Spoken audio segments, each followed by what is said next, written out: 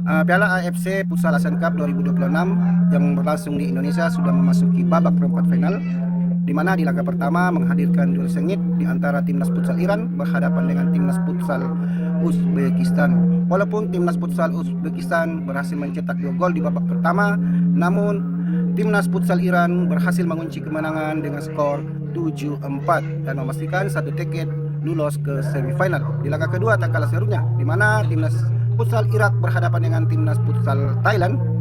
Aksi jual beli serangan di sepanjang laga, namun Irak tampil lebih efektif dan menutup kemenangan dengan skor 4-2 dan memastikan diri lolos ke semifinal. Jadi buat penggemar futsal Indonesia, jangan lupa malam ini timnas futsal Indonesia akan berhadapan dengan timnas futsal Vietnam di laga penutup untuk perempat final. Jangan lupa subscribe channel ini agar tidak ketinggalan dengan berita-berita terbaru dari dunia sepak bola.